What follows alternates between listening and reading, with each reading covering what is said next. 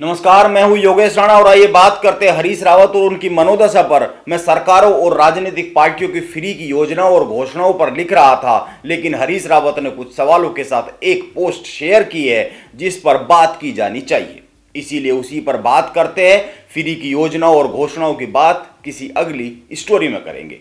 हरीश रावत ने खुद के बारे में लिखा है, अब उनमें लोगों की रुचि घट रही है। उन्होंने कांग्रेस से जुड़े लोगों के साथ साथ कुछ अन्य लोगों के उदाहरण के साथ यह बात लिखी है। मैं कुछ पॉइंट्स में बताता हूं उन्होंने क्या लिखा है। उन्होंने कैलाश मानसरोवर यात्रा पर कुछ लिखने की बात करते हुए संडे पोस्ट समाचार पत्र के पत्रकार अपूर्व जोशी का नाम लेते हुए लिखा है, इस बार उनकी रुचि भी मुझ में घट गई है।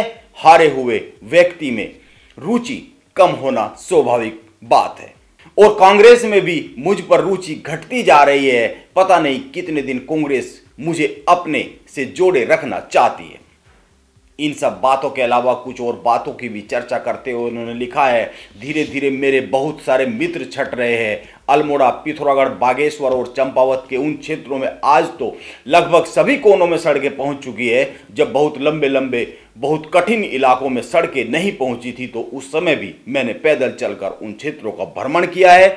उस भ्रमण के मेरे साथी भी समय के साथ साथ धीरे धीरे दूर होते जा रहे हैं। ये हरीश रावत की मन की स्थिति है जो उन्होंने कुछ बातें और कुछ सवालों के साथ व्यक्त की है। वैसे तो पत्रकार उनकी इस बात को सबसे ज्यादा हाईलाइट करने वाले हैं जिसमें उन्होंने कांग्रेस में भी अपने आप में रुचि कम होने की बात कही है। कई लोग इसको इस तरह से भी समझ सकते हैं कि हरीश रावत अब कांग्रेस में बहुत लंबे समय नहीं है। कुछ लोग इस बात को हरीश रावत के भाजपा के प्रति जग रहे प्रेम से जोड़कर भी देख सकते हैं, लेकिन मैं ऐसा नहीं मानता हूं। वैसे तो हरीश रावत की हर पोस्ट के कई मतलब होते हैं, क्योंकि वो अक्सर अपनी सोशल मीडिया पोस्ट से किसी ना किसी अपने मकसद को साधने का काम करते रहते हैं। हरीश रावत ने सोशल मीडिया पोस्ट से पूरे चुनाव के दौरान दबाव की राजनीति की है। वो तभी कोई बात लिखते हैं जब कांग्रेस में कोई फैसला हो रहा होता है या किसी मामले में उनकी सुनी नहीं जा रही होती है। लेकिन मुझे लगता है इस बार ऐसा नहीं है। हरीश रावत कांग्रेस की उत्तराखंड की राजनीति में उस दशा को प्राप्त हो गए हैं जिस दशा को एक समय लाल कृष्ण आडवाणी भाजपा में देश की राजनीति में प्राप्त हुए थे। वैसे तो इस समय उत्तराखंड कांग्रेस में नेता प्रतिपक्ष और प्रदेश अध्यक्ष पद के लिए जंग चल रही है। हो सकता है हरीश रावत इस पोस्ट के जरिए इस मामले में कोई दबाव की राजनीति करना चाह रहे हो, लेकिन मेरा मानना है इस बार ऐसा नहीं है।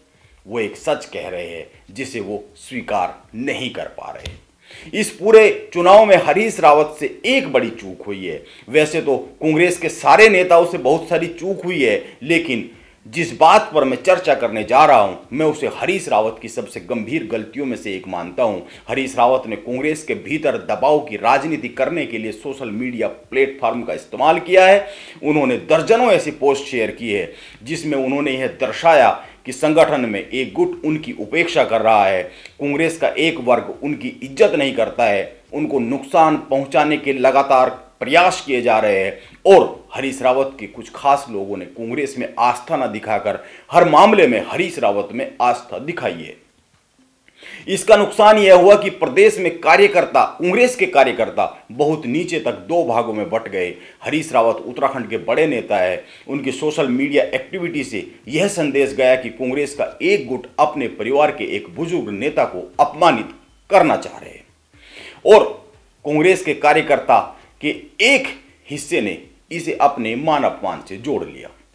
इसे मैं हरीश रावत की सबसे बड़ी गंभीर चूक मानता हूं, क्योंकि राजनीति में हर पार्टी में ऊपर के कुछ लोगों में मतभेद होते हैं, एक दूसरे के खिलाफ षड्यंत्र चलते हैं, एक दूसरे में अधिकारों और पावर की लड़ाई होती है। यह अंदरूनी चलता रहता है, यह भाजपा में भी है। लेकिन हरीश रावत इस लड़ाई में दबाव की राजनीति के तहत जनता और कार्यकर्ताओं को सार्वजनिक तौर पर इसमें शामिल करते हैं, जबकि यह एक कूटनीतिक लड़ाई होनी चाहिए जिसको अकेले लड़ना चाहिए, अपने कुछ खास लोगों के साथ लड़ना चाहिए। लेकिन हरीश रावत इसमें अपने फॉलोअर्स को दबाव के लिए शामिल करते रहते हैं, जिसका परिणाम यह होता है कि कांग्रेस उत्तराखंड में नीचे से ऊपर तक दो भागों में बंट गई। ऐसा नहीं है कि प्रीतम सिंह हरीश रावत को नुकसान पहुंचाने के यत्न नहीं करते होंगे, वो भी करते होंगे, लेकिन उसमें कार्यकर्ता नहीं, उनके बस कुछ खास लोग ही इन्वॉल्व रहते हैं। यह सब राजनीति का हिस्सा है। इसीलिए मैं कहता हूं कि हार के बाद हरीश रावत के धीरे धीरे अकेले होने की जो प्रक्रिया है, यह भी एक सच है। हरीश रावत को इस सच को स्वीकार करना चाहिए और आगे बढ़ना चाहिए। आगे बढ़ने के लिए दिशा तो वो ही चुनेंगे, क्योंकि दिशा कोई दूसरा बता नहीं सकता है, वो खुद ही चुननी पड़ती है। मुझे लगता है हरीश रावत इस अवसाद से भी बहुत जल्द बाहर आ जाएंगे, जैसा कि वो 2017 की 2 जगह की हार से बाहर आ गए थे। इस बारे में उन्होंने खुद ही सोशल मीडिया पर लिखा था। नमस्कार, आप बने रहे मेरे साथ।